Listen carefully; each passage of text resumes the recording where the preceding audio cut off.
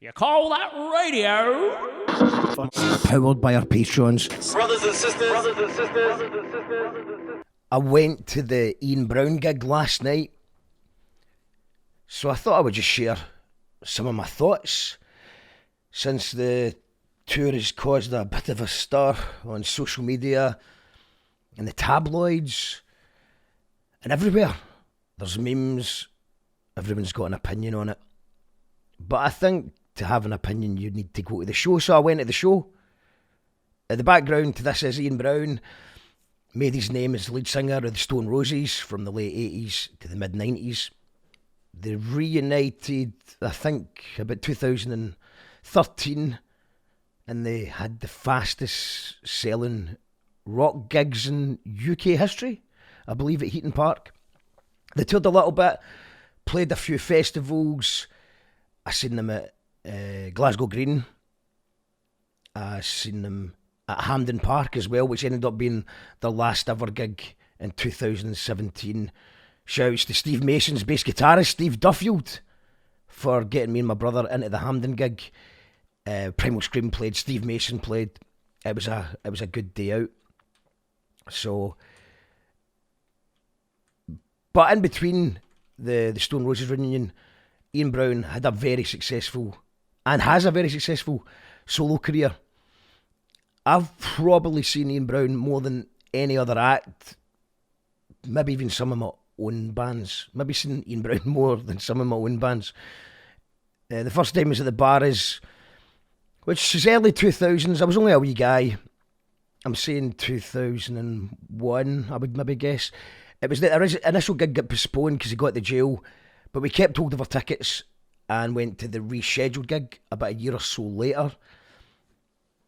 Now, I can't remember if that's the gig where he walked on with a Celtic top and a Rangers top just after a very meaty Old Firm encounter, and the crowd went wild.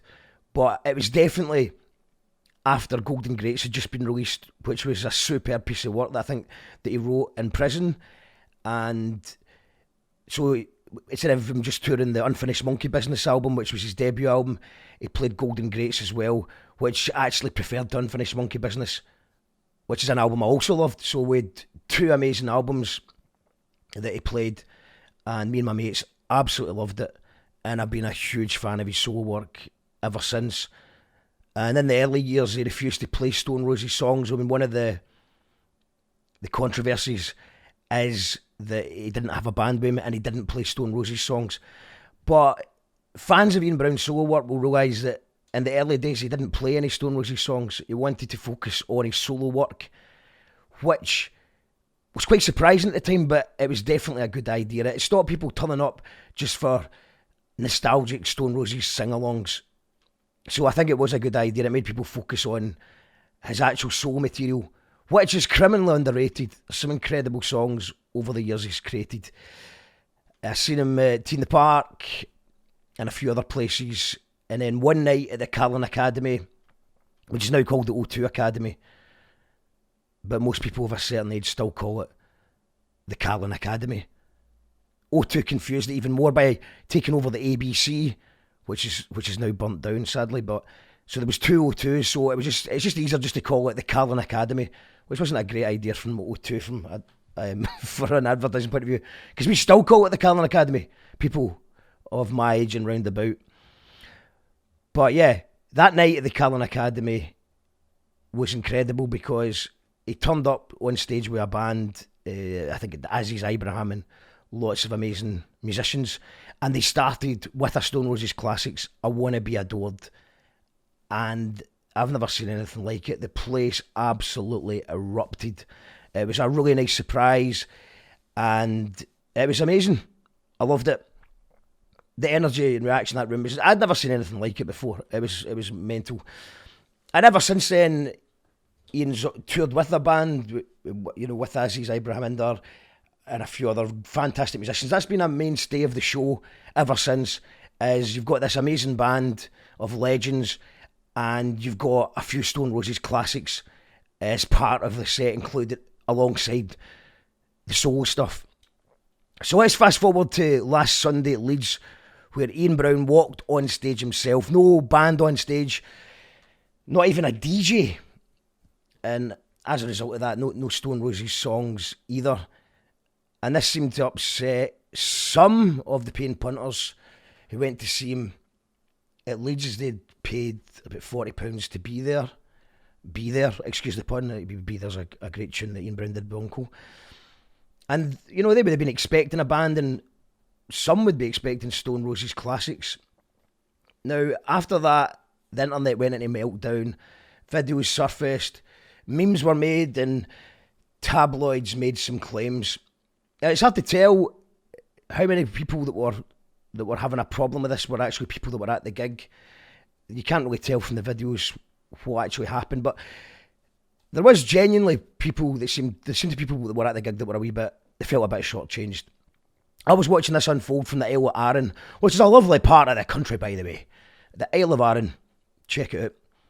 So I was there, and I knew that I'd forgotten that Ian Brown was playing on the Monday, so I'd actually I think I had the opportunity to go there, but I had one more night left in Arran. Otherwise, I would have went to the Glasgow show, but instead I managed to get a guest list to Edinburgh the following day. Shouts to Bri for that. Now, on the night of the Glasgow gig, everyone was searching and refreshing Ian Brown Glasgow on Twitter, because people wanted to know what the Glaswegian crowd would make of this. And there was people saying he'll get booed off stage, Glasgow crowd won't tolerate this. But I didn't think that would be the case. I think that if you've ever been to an Ian Brown gig in Glasgow, you'll know how much he's loved. And I had a lot of friends who went along to Glasgow, and the feedback was overwhelmingly positive. I don't think I've seen... Well, I maybe slightly negative comments, but it was just people saying that maybe it could have been a wee bit better with the band. They preferred it with the band, but they still said that he was a legend and it was an amazing night. So I think maybe by that point the shock factor of there being no band had subsided, and Ian Brown is really loved in Glasgow. He's a hero. I've witnessed the crowd reaction to Ian Brown many times in Glasgow. So I've seen the footage from the Curling Academy of Glasgow, the crowd going wild. But the next day I managed to get a lift I got off the ferry from Arran, and I got a lift from Ardrossan Harbour by my friend CJ. Shouts to him. He took us directly to the Corn Exchange in Edinburgh, which was recently renamed the O2 Academy, which is annoying and confusing, as Glasgow already has the O2 Academy, which we call the Carlin Academy. So I will now, from now on, refer to the Corn Exchange as the Carlin Academy in Edinburgh. So the place was mobbed. Ian Brown comes on to a rapturous reception. Glasgow, quite rightly, has a reputation for being louder than Edinburgh, and I would say that is more than justified. I've seen gigs, the same act in Glasgow, and I've seen them in Edinburgh, and Glasgow's just always a bit more mental, a bit more up for the crowds. I've seen, anecdotally, in my opinion, shouts to Edinburgh, it's not a dig, it's just that Glasgow does seem to be a bit madder when it comes to crowd reaction. So if this is what Edinburgh, it's probably the best reception I've seen anyone in Edinburgh ever get. So I can only imagine what Glasgow was like. And to sum it up, I thought it was great. I thought the light show was superb, the atmosphere, brilliant. Ian sounded great. He played just soul classics. Most of my favourite tunes made an appearance. And like I said earlier on, his soul stuff is criminally underrated. He's got many tunes on par or even better than the Stone Roses classics. So a true Ian Brown fan would not have cared about the lack of Roses tunes. A true Ian Brown fan would know that it's not a given that Stone Roses songs are going to get played. And I think people talk about his vocals, but you're not going there for a vocal performance.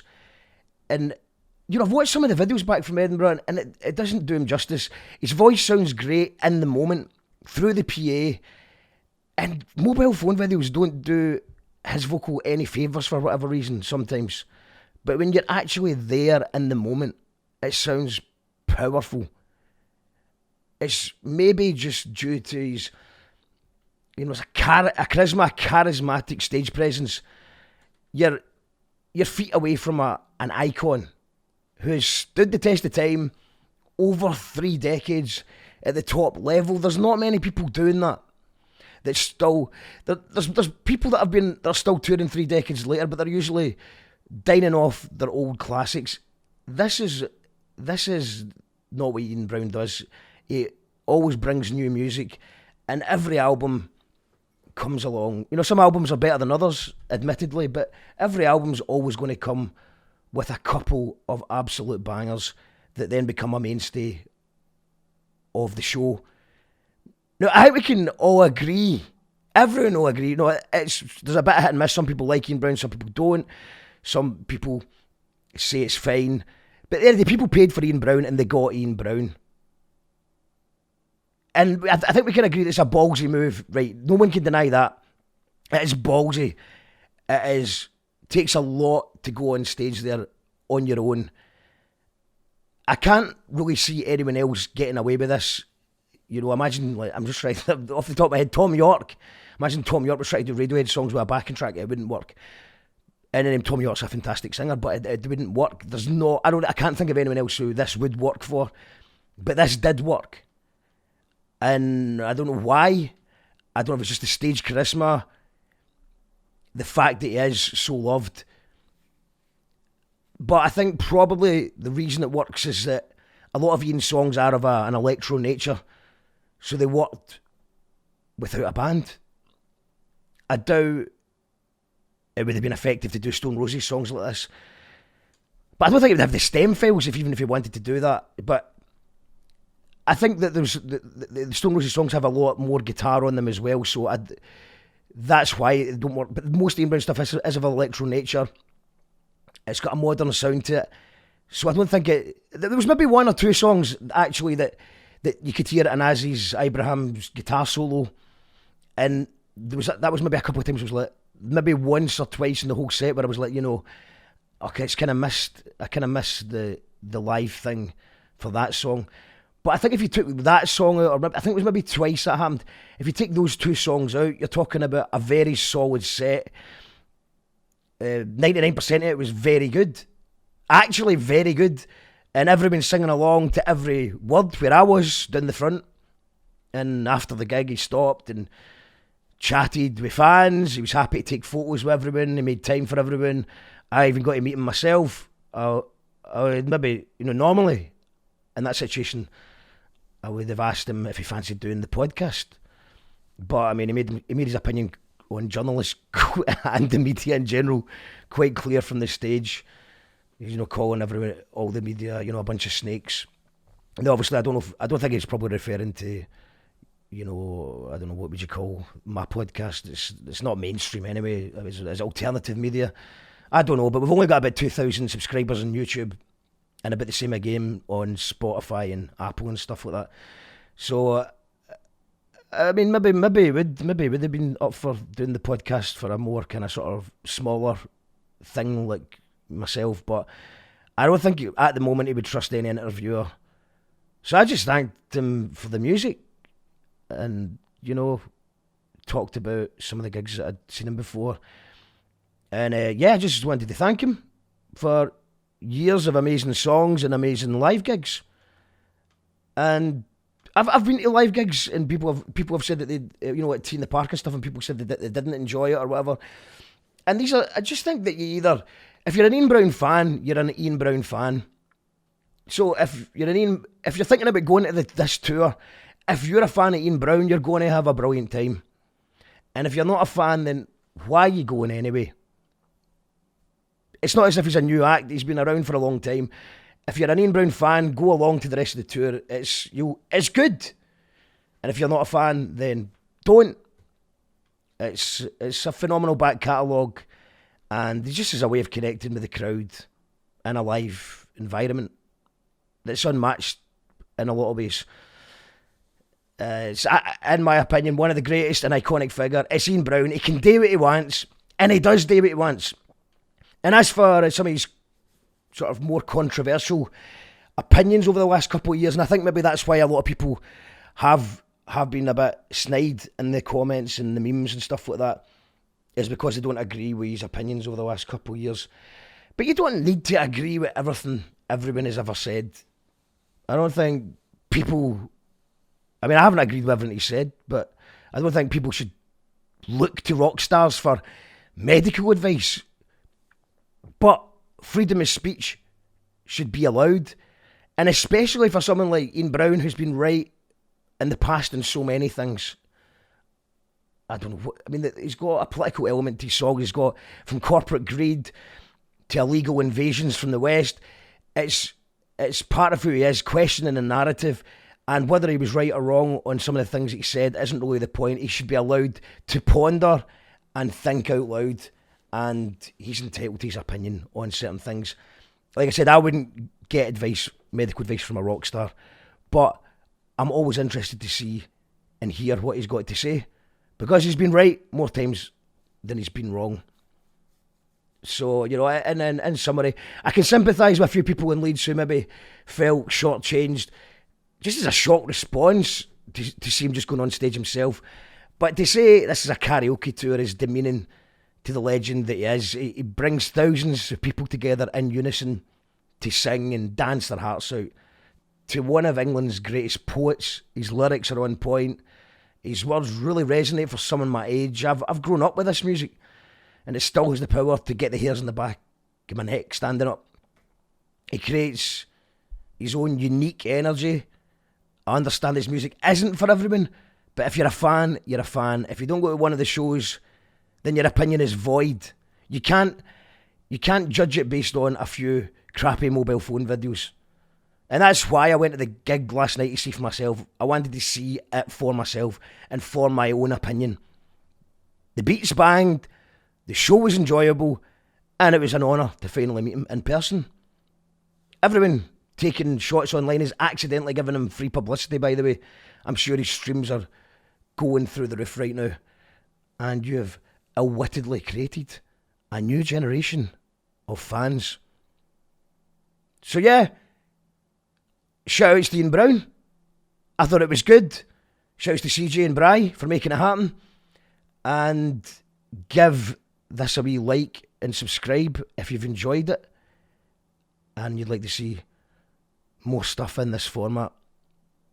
Bye!